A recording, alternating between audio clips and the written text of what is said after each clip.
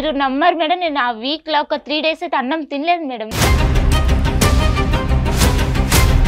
భర్తతో శారీరకంగా కలిసేటటువంటి క్రమంలో కూడా వాడి ఆలోచనలే వస్తూ ఉంటాయి. వాడి ఆలోచనలు తప్పుగా వస్తున్నాయి, ఇంకో విధంగా వస్తున్నాయి అనేటటువంటిది పక్కన ఉండేటటువంటి భర్తకు చెప్పుకోలేరు. ఏమనిపిస్తుంది మేడం, మనము మన భార్య ఇప్పుడు అదంటే ఇక తలుసుకుంటేనే నాకు చెప్పనీకి లేదు.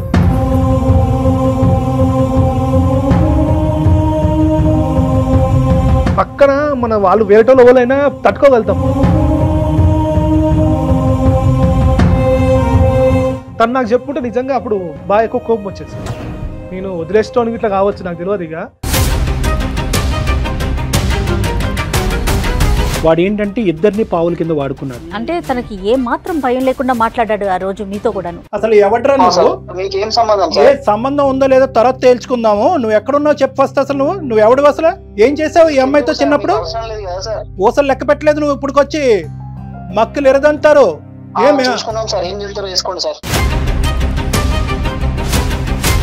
అంటే నేను వాస్తవానికి నిజంగా ఏమనుకున్నానంటే ఇది చాలా కష్టసాధ్యమైనటువంటిదేమో. ఎందుకంటే 2 సంవత్సరాల పాటు జరిగినటువంటి ప్రయాణం చాలా సాఫీగా జరిగినటువంటి ప్రయాణం ఈరోజు నా నోటి ద్వారా ఒక వినకూడదు ఏమన్నా అతనికి వినిపించడం వల్ల వాళ్ళిద్దరి మధ్యన వాడు నీ దగ్గరికి వెళ్ళాడా, నువ్వే వాడి దగ్గరికి వెళ్ళాడు, ఇలా అడిగిన మగాళ్ళు కూడా మా దగ్గర చాలా మంది ఉన్నారు.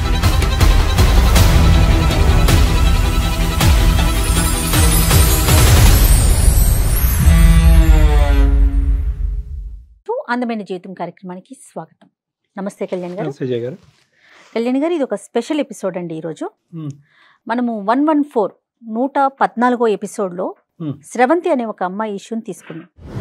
మీరు చాలా పర్సనల్గా తీసుకుని అగ్రెసివ్గా, ఖచ్చితంగా ఒక న్యాయం జరిగే వరకు నేను ముందుండి పోరాడతాను, దీనికి ఏం చేయాలో అది చేస్తాను. మీకు స్టోరీ గుర్తొచ్చుంటుంది. అన్న నాకు మస్తు భయం వేస్తుంది అన్న, జర ఏమనుకోకుండా మా ఇంటి దగ్గర దింపేయండి, లేకుంటే ఎక్కడ ఎక్కించుకున్నారు అక్కడనే దింపేసేయండి అని బతికిలాండి అన్నారు మేడం.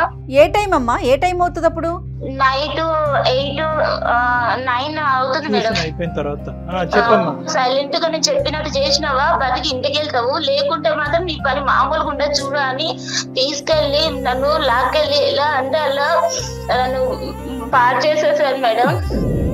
తర్వాత పిల్లకి పెళ్లి అయిపోవటం, కొన్ని రోజుల తర్వాత పెళ్ళైన తర్వాత హస్బెండ్ కి ఫ్రెండ్ అయ్యి, అతను ఆల్రెడీ అతను ఫ్రెండే, ఈ అమ్మాయిని చూసి ఈ అమ్మాయిని టార్చర్ చేయటం, చాలా ఎంత అంటే తనకి ఏ మాత్రం భయం లేకుండా మాట్లాడాడు ఆ రోజు మీతో కూడాను. అసలు ఎవడ్రా నువ్వు, ఏ సంబంధం ఉందో లేదో తర్వాత తేల్చుకుందాము, నువ్వు ఎక్కడున్నావు చెప్పు ఫస్ట్. అసలు నువ్వు ఎవడు, అసలు ఏం చేసావు ఈ అమ్మాయితో చిన్నప్పుడు? పర్సనల్ బొక్క ఏంద్రా మాట్లాడేది నువ్వు? ఊసలు లెక్క పెట్టలేదు నువ్వు, ఇప్పుడుకొచ్చి మక్కులు ఎరదంటారు. సో నీ సంగతి ఏంటో చూస్తామంటే ఏం చేసుకుంటారో చేసుకోండి అన్నాడు కదా, పర్సనల్ అన్నాడు. ఏం చేయాలో అది చేశారు మీరు. అయితే స్రవంతి చాలా సంతోషంగా, నాకు చాలా సంతోషం అనిపిస్తుంది అక్క, మీరు సుమన్ టీవీ అండ్ ముఖ్యంగా డాక్టర్ గారు మీరు చేసిన హెల్ప్ నా జీవితంలో నేను మర్చిపోలేను, నేను చాలా సంతోషంగా ఉన్నాను, నేను మా హస్బెండ్ అనేసి తను మాట్లాడింది నాతో. ఓకే అమ్మా, ఓకే ధైర్యంగా ఉండని చెప్పాను నేను. వాళ్ళ హస్బెండ్ కూడా మీ దగ్గరకు ఒక 2-3 సార్లు వచ్చినట్లున్నారు కదండి. 2-3 times వచ్చాడమ్మా. అంటే నేను వాస్తవానికి నిజంగా ఏమనుకున్నానంటే ఇది చాలా కష్టసాధ్యమైనటువంటిదేమో. ఎందుకంటే 2 సంవత్సరాల పాటు జరిగినటువంటి ప్రయాణం చాలా సాఫీగా జరిగినటువంటి ప్రయాణం ఈరోజు నా నోటి ద్వారా ఒక వినకూడదు ఏమన్నా అతనికి వినిపించడం వల్ల వాళ్ళిద్దరి మధ్యన కొత్తగా భేదాభిప్రాయాలు వస్తాయని చెప్పి నేను కింద నుంచి పై వరకు కొద్దిగా వనికే వాస్తవం చెప్పాలంటే. కానీ లవ్లీ బాయ్ ఆ అబ్బాయి కూడా, హ్యాట్స్ ఆఫ్ అండి అతనికి మాత్రం. ఎంత చక్కటి అమ్మాయి అంటే అంత చక్కటి అబ్బాయి అని మనం అనుకోవాలి. ఎందుకంటే ఆ అబ్బాయి కూడా, సార్ నేను రావటానికైతే భయపడ్డా, ఇదేంటి సుమన్ టీవీ వాళ్ళు పిలిపించడం ఏంటి, నా భార్య గురించి మాట్లాడటం ఏంటి, డాక్టర్ గారు రమ్మంటం ఏంటి, ఏదోరా బాబు ఏది వినకూడదు ఏం వింటాను అనేటప్పుడు ఒక ఫీలింగ్ వచ్చి కూర్చున్న కాసేపటికి నేను చెప్పిన తర్వాత అతను ఆబ్వియస్లీ ఎవరైనా వినకూడదు అలాంటిది విన్నప్పుడు ఏంటి నేనున్నాను కదా, మీ వరకు వెళ్ళవలసినటువంటి అవసరం ఏంది, నేనున్నాను కదా అనేటటువంటి షాక్ వ్యక్తపరిచినా కూడా చాలా త్వరగా అతను అది డైజెస్ట్ చేసుకుని వాస్తవానికి ఏంటంటే ఫ్యూచర్ మీ ఇద్దరం ఎలా ప్లాన్ చేసుకుంటే కనుక హ్యాపీగా ఉంటుంది అన్నది ఒకటి అడిగాడు. రెండోది ఏంటంటే కనుక ఇటువంటి సంఘటనలు సమాజంలో జరగకుండా ఉండాలంటే కనుక రాముగా నా పాత్ర ఏంటి అనేటువంటి కూడా అడగటం అనేది ఈ రోజు హర్షించేటటువంటి అంశం. అవునండి, అంతటితో ఆగలేదు కళ్యాణ్ గారు. జయ గారు ఒక్కసారి మమ్మల్ని పిలిపించండి, మేము ఒక్కసారి సమాజానికి మా వంతుగా మాకు జరిగిన ఇబ్బంది ఇంకా ఏ ఆడపిల్లకి జరగకూడదు, ఇప్పుడు ఆ అమ్మాయి ధైర్యం చేసి మన దాకా వచ్చి మాట్లాడి అనకూడదు కానీ ఆ దరిద్రుడు ఇప్పుడు కటకటాల పాలయ్యాడు. అసలు విషయం చెప్పలేదు. మీరు మాట్లాడిన దాంతో అతను పోలీస్ స్టేషన్లో ఉన్నాడు, శిక్ష అనుభవిస్తూ ఉన్నాడు. ఇది 10 మందికి తెలియాలి. ఆ రోజు నా సమస్యని ఎట్లా 10 మందికి తెలియజేశారో ఇది ఒక 100 మంది కన్నా తెలియాలి. ఆడపిల్లలు ధైర్యంగా ఉండాలి. దాంతోపాటు నాలాంటి మగవాళ్ళు కూడా నాకులాగా ఆలోచించాలి అనే ఒక కోణంతో వాళ్ళిద్దరూ కూడా మన స్టూడియోకి వచ్చారు. కళ్యాణ్ గారు కామెంట్స్ అయితే కళ్యాణ్ గారు నాకు గుర్తొచ్చినప్పుడల్లా చూస్తున్నానండి. ఊరికి మచ్చుకు 1-2 కామెంట్స్ మీకు చదివి వినిపిస్తానండి. ఒక అతను పెట్టాడండి, సార్ ఈ సైకో గాడికి 100% శిక్ష పడాలి.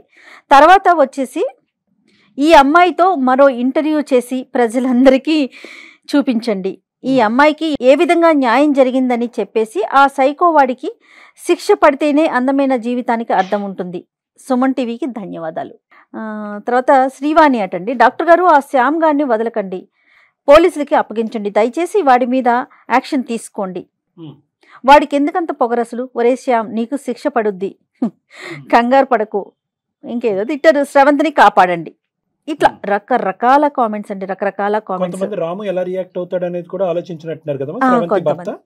రైట్ సార్, మరి వాళ్ళకి వచ్చేసారు కామెంట్స్. మనం చెప్పుకుంటూ పోతే ఎపిసోడ్ చాలదేమో. హాయ్ అమ్మా శ్రవంతి. Hi madam. నమస్తే, ఎలా ఉన్నావు? బాగున్నాను మేడం. రామ్ గారు బాగున్నారా? బాగున్నానండి. కళ్యాణ్ గారు ఎలా స్టార్ట్ చేయాలో తెలియట్లేదు నాకైతే. ఇదేంటంటేనమ్మా, ఒకటి ఇక్కడ ఈ ఎపిసోడ్ ఇలాగా అంటే దీన్ని ఏంటంటే ఒక సక్సెస్ స్టోరీ ఎపిసోడ్ లా మనం మాట్లాడుకుంటే ఈ ఎపిసోడ్ చేయడానికి 2 కారణాలు ఉన్నాయి, శ్రవంతి అండ్ రాము. మీ ఇద్దరు మా ముందుకు వచ్చినందుకు ధన్యవాదాలు. ఎందుకంటే ఈరోజు మాకు ధన్యవాదాలు చెప్పడం అనే ఉద్దేశంతో మీరు వచ్చినా కూడా ప్రధానంగా మీరు ఇక్కడ ముందుకు రావడానికి ఏంటంటే సామాజిక అవగాహన కొరకు మీరిద్దరూ ఒక ముందడుగు వేశారు కాబట్టి అది చాలా హర్షించేటటువంటి అంశం. మళ్ళీ ధన్యవాదాలు. కానీ నీ ద్వారా మేము నలుగురికి ఏం చెప్పాలి అని అనుకున్నామంటే, దయచేసి ఇలా నలగద్దు. ఒకప్పుడు మీ తల్లులు ఎవరైతే మీ అమ్మగారు స్టార్టింగ్లో వాళ్ళు చెప్పిన బంగారు తల్లి ఎందుకురా లేనిపోయిన ఎదలతో నోట్లో మనం ఎందుకు పట్టుకుందాం, మన ఊరు మారిపోదాం, ఇల్లు మారిపోదాం అనేటటువంటి ఉద్దేశంతో పెళ్ళయ్యేంతవరకు ఇలా నొక్కేస్తారు చూడండి. అటువంటి తల్లులకు కూడా మీలాంటి కూతుర్లు ముందుకు వచ్చి చెప్పాలి, అమ్మాయి ఇది కాదు, నేను ఈనాటి ఈ తరం స్త్రీ, నేను ఆ తరం అమ్మాయిని కాదు, నాలో ఒక ఝాన్సీ లక్ష్మీబాయి ఉంది, నేను పోరాడతా, వాడిని కటకటాలు వెనకట్లకి ఈడుస్తాను అనేటటువంటి స్థైర్యం అనే దమ్ము ధైర్యం అనేటటువంటిది అందరి ఆడపిల్లకి రావాలి అని చెప్పి ఈరోజు నిన్ను మళ్ళీ ఇక్కడ పిలిచి ఒకసారి మాట్లాడిపించాలి అని అనుకున్నాం. అలాగే రాముతో నేను పిలవటం జరిగిందమ్మా. Very convenient and very comfortable gentlemen. అందరు మగాళ్ళు ఇలా ఉంటారా లేదా అన్నది నాకైతే తెలియదు, కానీ ఇలా ఉండాలి అని నేను కోరుకుంటున్నాను. అప్పుడే నీలాంటి స్త్రీలు ఇలా ముందుకు వచ్చి మాట్లాడటానికి అవకాశం ఉంటుంది. సో అది ఇంకో అంశం కాబట్టి మీ ఇద్దరిని పిలిచాను. నువ్వేం ఫీల్ అవుతున్నావు చెప్పమ్మా. నా లైఫ్ లో ఇదొక అద్భుతం అనుకుంటున్నాను సార్. ఎంత బాధనైతే అనుభవించాను, ఇప్పుడు అంత సంతోషంని నిజంగా మీతో పంచుకోవడానికి వచ్చాను సార్. అసలు నాది ఇది నిజమా కళ అనేది నేనే నమ్మలేకపోతున్నాను. చిన్నప్పటి నుంచి నేను పడుతున్న బాధని వేదనని ఇంత సింపుల్ గా సార్ మేడం ఇట్లా ఇంత సాల్వ్ చేశారు. వాడిని నన్ను ఒక మృగంలో నా మీద పడుతున్న ఒక్కడిని మీరు ఇంత పోలీసులకు పట్టించి నాకు ఇంత హెల్ప్ చేశారు.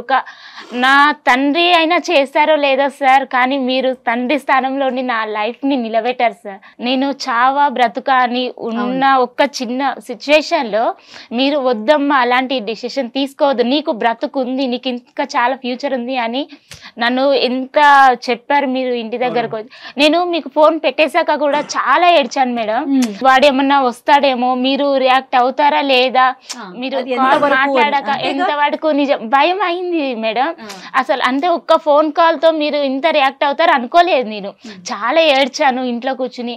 అయ్యో మళ్ళీ ఇది మా ఆయనకి తెలిస్తే వాడు వెళ్ళి మా ఆయనకి చెప్పేస్తాడేమో, ఆయన వచ్చి ఎలా నన్ను ఇన్ని రోజులు నిలబెట్టుకున్న నమ్మకం పోతుందేమో, నువ్వు నాకు ఇన్ని రోజులు దాచిపెట్టినవు ఇలాంటి నిజాన్ని, నా దగ్గర ఉన్న నమ్మకం పోగొట్టుకున్నావు అని ఎలా అంటాడని అదొక చాలా మెంటల్ కండిషన్కి వెళ్ళిపోయా.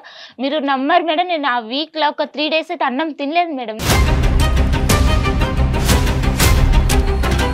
అంతా ఏడ్చుకుంటా ఉన్నాను. కానీ మీరు ఫోన్ చేశాక ఒక్క 1 hour విత్ ఇన్ 1 hour లోనే ఎంత రెస్పాన్స్ అయ్యారు, నాకు లైఫ్ మళ్ళీ తిరిగి ఇచ్చేసారు మేడం. పూర్తిగా డాక్టర్ గారు చదివాను. నేను నమ్మలేకపోయాను మేడం. మీరు వచ్చి డోర్ కొడుతుంటే కూడా నాకు భయం, చేతులు కాళ్ళు వణికిపోతున్నాయి. లోపలికి వెళ్ళి దాక్కునే అంతా వెళ్ళిపోయాను మేడం. మేము సుమన్ టీవీ నుంచి వచ్చాం అనగానే నాకు అసలు ఎక్కడలేని రెక్కలు వచ్చేసినట్టు అనిపించింది. మేమే అనుకున్నామా లేదంటే శ్యామ్ గారు సుమన్ టీవీ అని చెప్పుకుని వచ్చాడు అనుకున్నావా? ఆ భయం వేసిందా? భయం వేసింది సార్. ఫస్ట్ డోర్ కొట్టగానే అసలు చేతులు కాళ్ళు వణికిపోయాయి.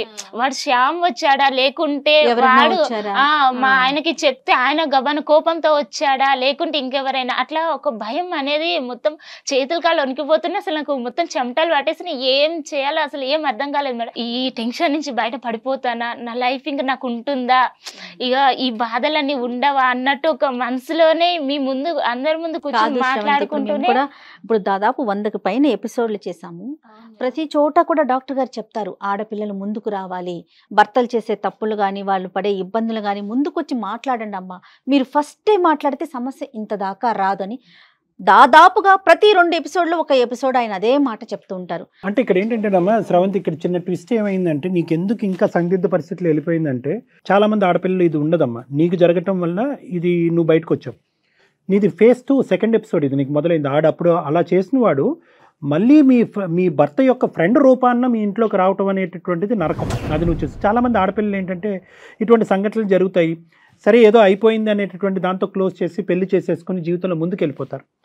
ముందుకెళ్ళినా కళ్యాణ్ గారు అప్పుడప్పుడు కదండి PTSD వస్తుంది. అంటే PTSD అంటే ఏంటంటే పోస్ట్ ట్రామాటిక్ స్ట్రెస్ డిసార్డర్ అని వస్తూ ఉంటాయి అనమాట.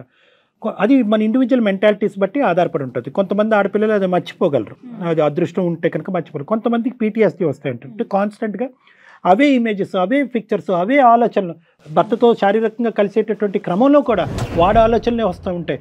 వాడి ఆలోచనలు తప్పుగా వస్తున్నాయి, ఇంకో విధంగా వస్తున్నాయి అనేటటువంటిది పక్కన ఉండేటటువంటి భర్తకు చెప్పుకోలేరు. ఎందుకంటే భర్త ఎలా రియాక్ట్ అవుతాడు, అందరూ రాములా రియాక్ట్ అవుతారా లేదా అనేది తెలియనటువంటి పరిస్థితి. ఇలాంటి సందిగ్ధంలో ఉండి సివియర్ డిప్రెషన్లోకి వెళ్ళినటువంటి ఆడపిల్లలు చాలామంది ఉన్నారు. నువ్వు బహుశా కూడా నువ్వు కూడా మా దగ్గరకు వచ్చి ఉండేదాన్ని కాదు. వాడు సెకండ్ ఫేజ్ లో వచ్చి రాము స్నేహితుడుగా వచ్చి మీ ఇంట్లో మళ్ళీ దూరి నిన్ను థ్రెట్ చేయకపోతే నువ్వు మా దగ్గరికి ఎందుకు వస్తావు? కథ ఎప్పుడో కంచికి చేరింది కదా, ఇప్పుడు ఎందుకు ఆ గొడవని మర్చిపోయి ఉండేదాన్ని.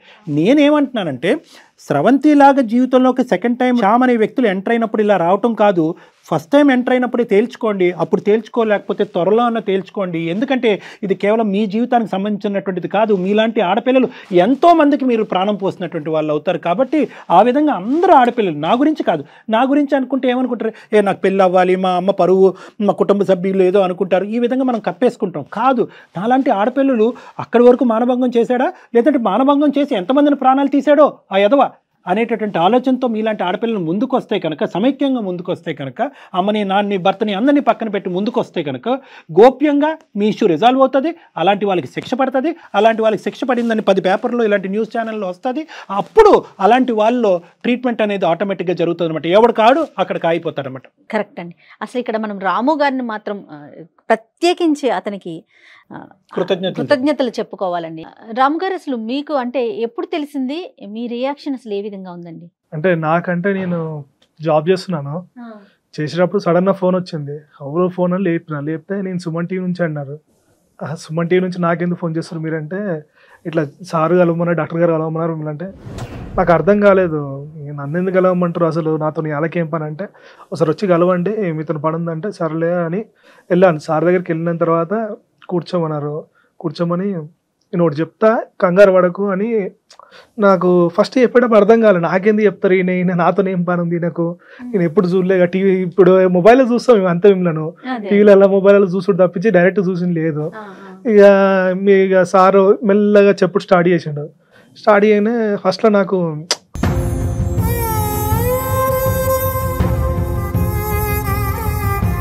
ఏమనిపిస్తుంది మేడం, మనము మన భార్య ఇప్పుడు అదంటే ఇక తలుచుకుంటేనే నాకు చెప్పనీకి లేదు.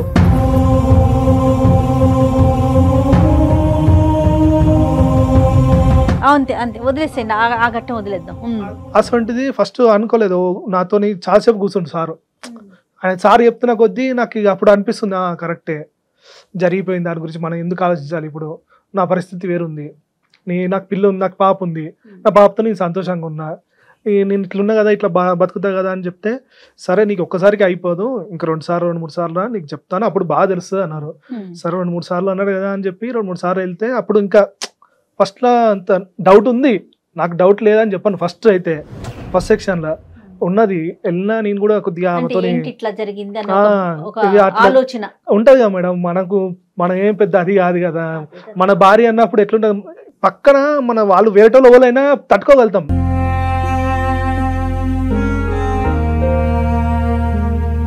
సొంత భార్య అనేసరికి తట్టుకోలేం. కరెక్ట్. దాని గురించి నేను ఆలోచించకుండా తనతో కూడా మాట్లాడలే. సార్తో 2-3 సార్లు కలిసినాక అప్పుడు అంత తీపోయింది మొత్తం, బ్రెయిన్ల నుంచి దమాకులో ఉన్నదంతా రాము నాకు క్లియర్గా లేదు. అప్పుడు నువ్వు తను నీకు చెప్పలేదని ఎక్కువ బాధపడ్డావా, లేదంటే తనకి ఇలా జరిగింది అని బాధపడ్డావా? ఈ రెండిట్లో ఏదో ఎక్కువగా అనిపించిందండి నాకు, చెప్పలేదు అని కూడా. అవును సార్, ఎందుకంటే పెళ్ళైన కొన్ని రోజుల వరకు మేము గెలవలేదు సార్. తను నాతో కూడా సరిగ్గా లేదు. నేను మా అత్తమ్మని అడిగిన, ఏంది అత్తమ్మ మరి పెళ్ళయింది, ఆ పాప ఏమో మాతో వస్తలేదు అంటే, ఇక చిన్నపిల్లగా అయ్యా జర చూసుకో, నువ్వు అడ్జస్ట్ చేసుకో అన్నది. ఇక నేను కూడా తనకు నాకు ఏజ్ గ్యాప్ ఉంది, సర్లే అడ్జస్ట్ అవుతామని చెప్పి ఉన్నాను. తర్వాత మేము మంచిగా క్లోజ్ అయినాం.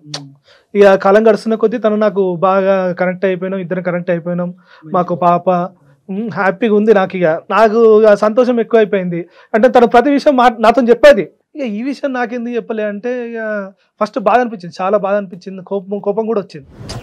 చెప్పాలి కదా అంటే, మీరు ఎవరో సార్, మీరు మీరు ఎవరికో చెప్పింది నాకెందుకు చెప్పలే అనిపించింది. మీరు మాట్లాడుతూ అప్పుడు అర్థమైంది, కరెక్టేలే. తను నాకు చెప్పుంటే నిజంగా అప్పుడు బాగా ఎక్కువ కోపం వచ్చేసి నేను వదిలేసుకోవడానికి ఇట్లా కావచ్చు, నాకు తెలియదు. ఇక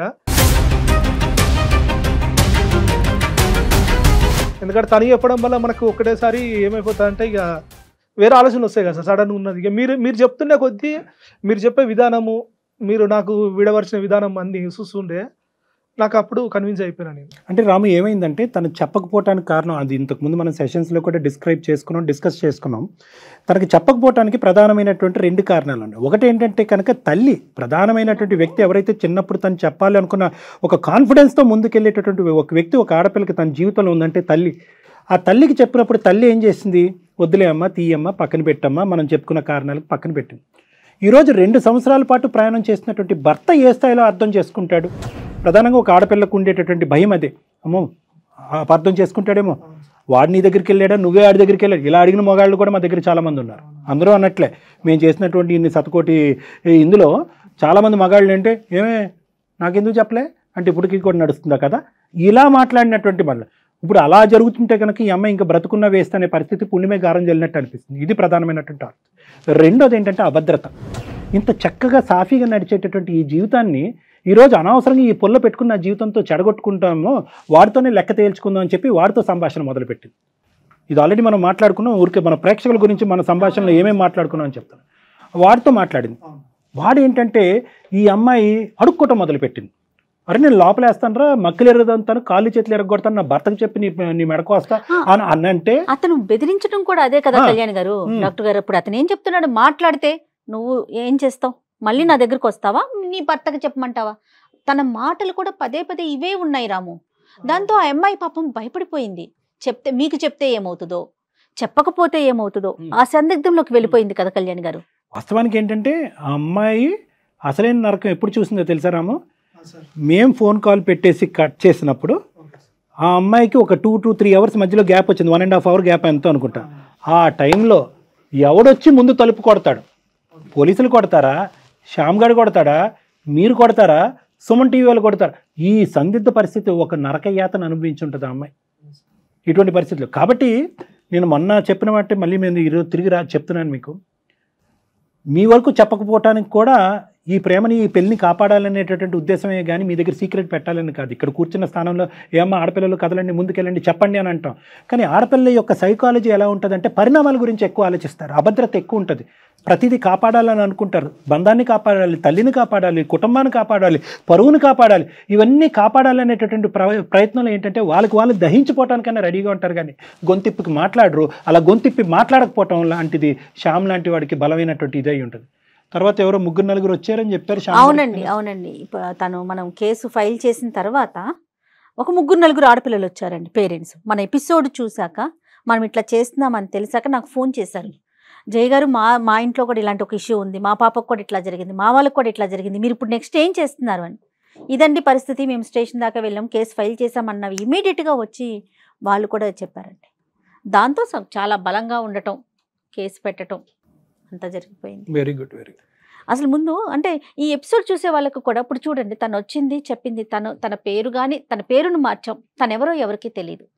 ముఖ్యంగా భయపడేది ఇదే కదా కళ్యాణ్ గారు, ఎప్పుడు అంటే మనల్ని రివీల్ చేస్తారేమో, సమాజానికి మనం తెలిసిపోతామేమో, మిగతా సమాజంలో కానీ బంధువుల్లో ముఖ్యంగా ఆలోచించేది ఇదేనండి, చుట్టాల్లో, బంధువుల్లో, సమాజంలో నేనేమైపోతానని. సో తను ఎక్కడా రివీల్ కాలేదు, సమాజానికి జరగాల్సిన మేలు ఆటోమేటిక్గా జరిగిపోయింది.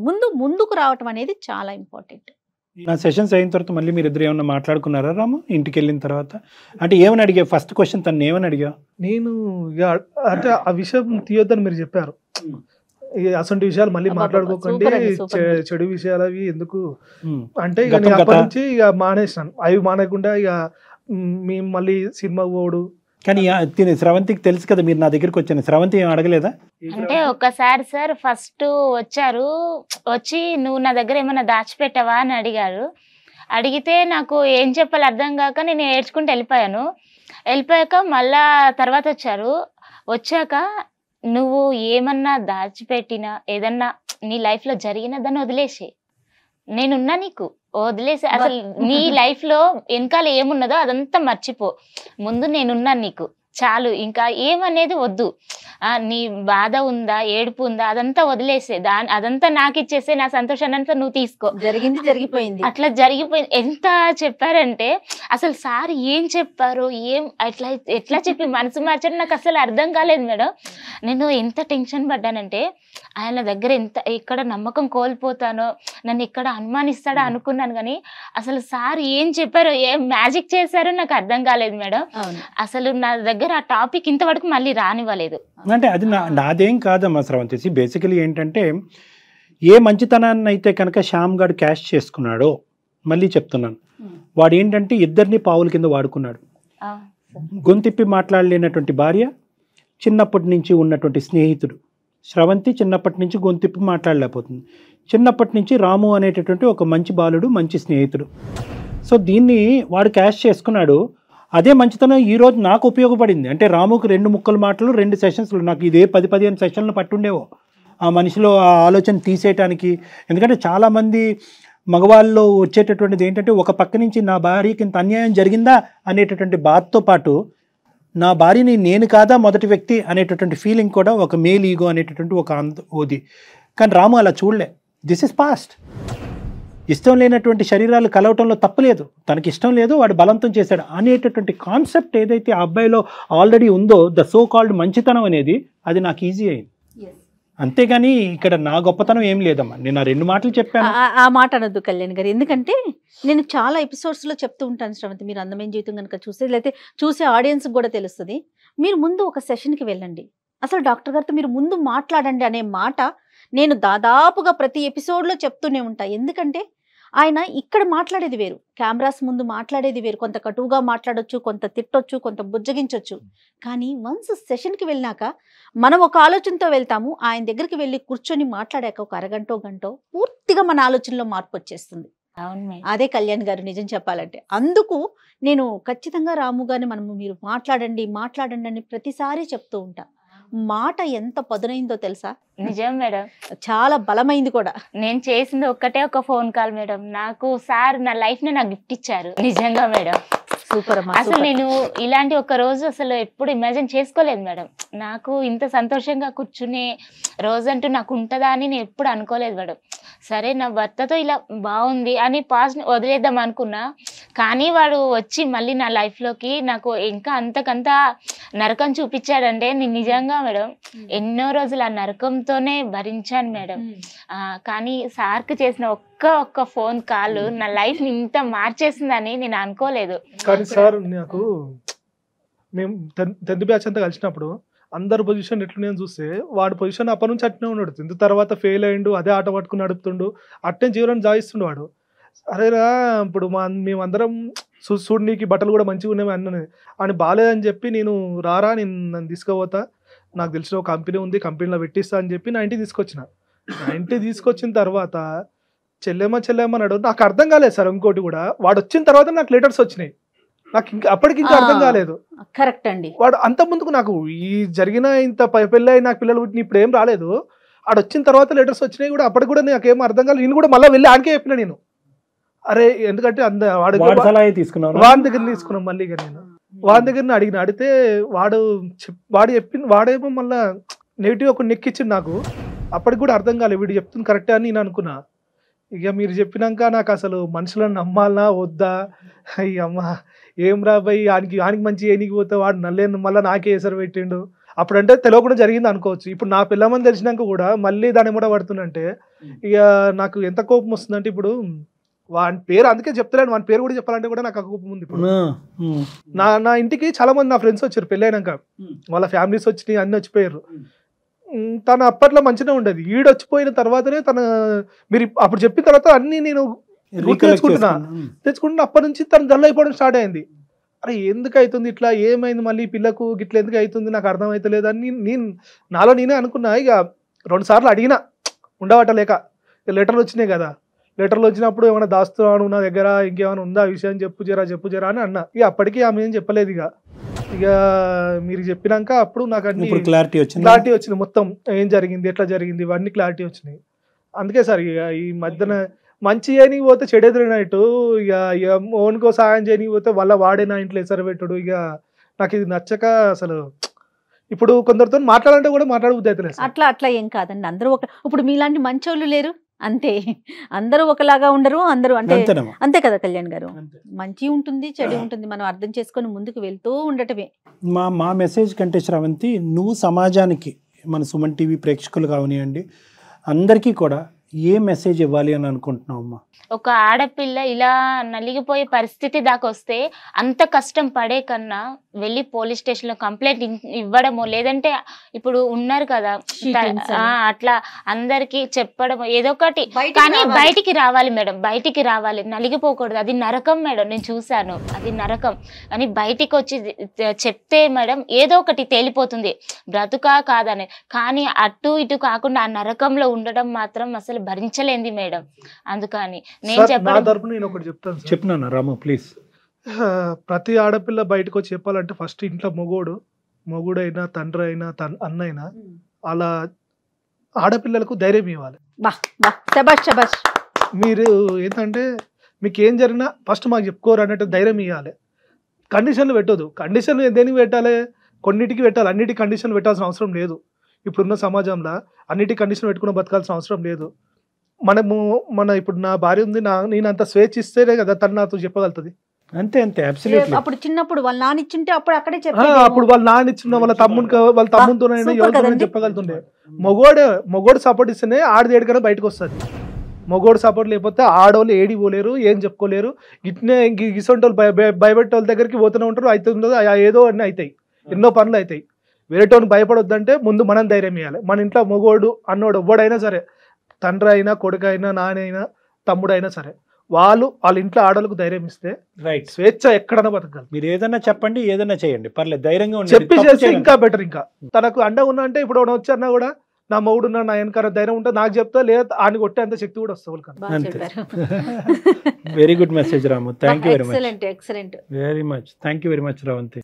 చాలా సంతోషం అనిపిస్తుందమ్మా. జరిగింది ఇంకా అయిపోయింది. ఇప్పుడు కూడా మీరు సమాజానికి తెలియాలి, మిమ్మల్ని చూసి ధైర్యం రావాలనే ఉద్దేశంతోనే మీ ఇద్దరిని పిలవటం జరిగింది. చక్కగా జరిగింది ఏదో జరిగింది వదిలేసి సంతోషంగా ఉంటున్నారు, ఇంకా హ్యాపీగా ఉండండి. చాలా thank you madam. Thank you so much. నమస్తే అమ్మా. నమస్తే అండి రాము గారు.